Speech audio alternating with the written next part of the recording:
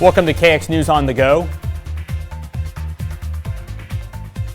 I'm Chance Sicklin. Thank you for joining us. A woman is now in trouble after police say she was beating her dog. Police say the incident happened last week when a woman called police because she said she saw another woman hitting and kicking her dog in front of a house along 17th Street. Police say the woman then recorded a video of the woman in question, who then was identified as Rolanda Tush, which she showed to an investigator. In the video, police say she wrapped a rope around the dog's neck and continued to punch the dog. Investigators also say she stomped on the dog and with her boot. And since 2019, there have been nearly 40 animal-related calls to the same home. Now, police returned with a warrant and arrested her. She was in court on Monday, where she was charged with felony animal cruelty. A judge set her bond at $5,000. She will go to trial in July. Police tell us they have now since taken that possession of the dog. Also this morning, if you went past the North Dakota State Capitol Tuesday, you would have seen a group of protesters outside. They are part of a larger movement, as similar protests have been taking place all across the country in response to thousands of government layoffs. Now, they also said they received a lot of support. Many passing cars honked and waved, and they even said that a few government workers walked over during their lunch break. While they couldn't officially join in on the demonstration, one worker told them, "I can't stand with you, but I want to let you know, thank you." We're here today to protest the Trump administration, to protest unelected officials in our government, taking people's information, taking their private data, and infiltrating all levels of government while answering to nobody. We're here to protest the outrageous government overreaches, and we just want people to know that the way things are right now doesn't have to be that way. This was the third in a series of protests organized by that group 5051. Something that's been getting a lot of attention in North Dakota is how long violent criminals actually stay in prison. State Attorney General Drew Wrigley held a press conference Tuesday addressing concerns about sentencing and the cost of proposed changes. Wrigley said that in many cases, violent offenders aren't serving their full sentences. However, instead, some are being released early and moved to halfway houses, places with little security, while still being incarcerated. Now, Senate Bill 2128 aims to change that by increasing penalties and limiting early release programs. The bill was brought forth by the Judiciary Committee at Wrigley's request. It's since been amended. In the latest version of the bill, it's expected to cost a little under $23 million from the state's general fund. We're getting close to what's a credible fiscal note on this bill. We're still not there. We're down, but it's down $20-some million. It was $200-some million. So what is the current fiscal note? 20-some million. We take strong issue with that. That's something we're going to be talking about over in the House side.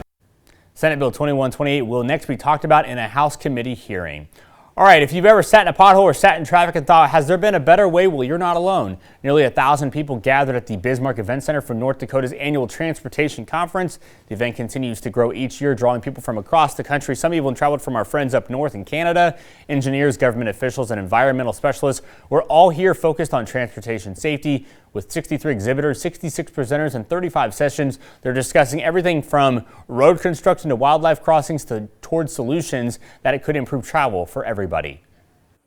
We came here to learn more about the needs of the Department of Transportation and other organizations as far as what kind of surveys they do, what they need UAV-wise, drone-wise, because right now there's a lot of Chinese drones out there and we're going to replace those. Opportunities like this gives us the opportunity to be able to basically network with vendors who provide materials for different roadways or bridge improvements, whatever the case may be, as well as working with a lot of the DOT personnel and get to see them. Folks that we talk to during the week that you don't always get a chance to see face to face. Excellent opportunity to do that here. Now, for those who missed that conference yesterday, there is still time to join them today. Walk-ins are welcome. Let's turn things over to KX Storm Team meteorologist Andre Brooks with this forecast. Andre? Well, thank you so much, Chance. And we are currently seeing those clouds continue to move on in here in Bismarck at this time. And our current temperatures are at 20 degrees with those winds out of the west-northwest at 7 miles per hour, making those wind chills be at 11 degrees. But as we head over to Minot, woo, look at how beautiful that sky is, folks. And temperatures are at 18 degrees and the winds are out of the west-southwest at 9 miles per hour, making those wind chills be at 7 degrees.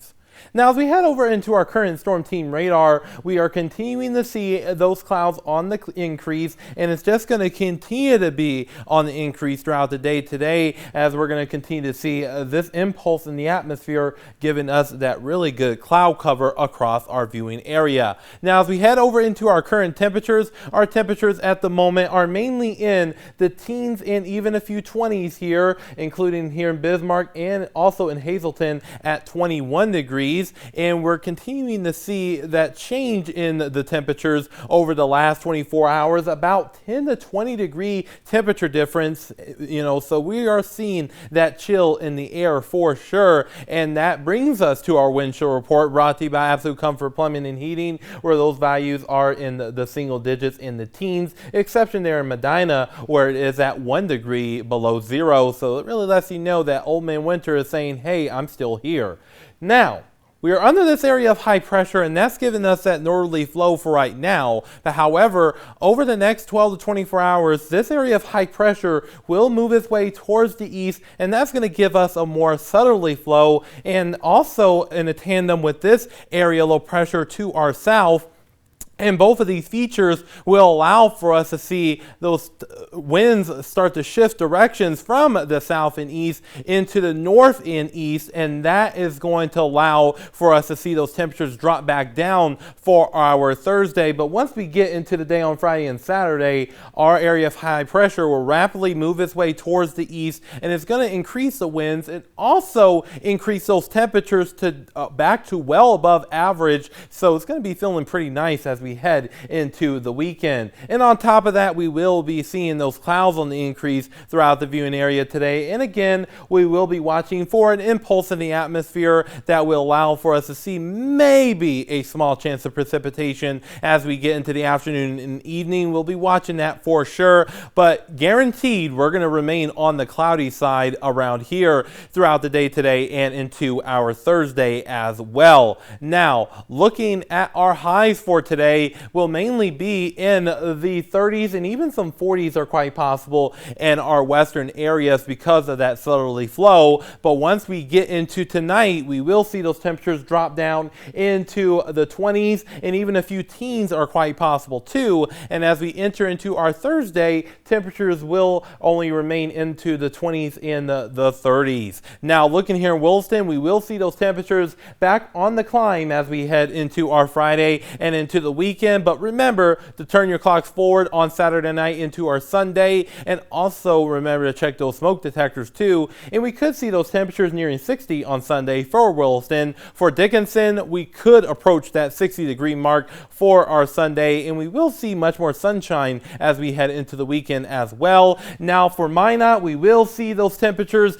continue to increase once we pass Thursday, and we will see those mainly sunny skies returning, and breezy winds will return as well. And that same thing goes for here with Bismarck, with temperatures approaching 60 by Sunday and well into the 60s as we head into our Monday of next week. So Chance, it looks like today is going to be feeling more on that wintry sort of vibe, if you will. Yep. All right. Thank you, Andre. For KX News, I'm Chance Ticklin. Have a great day.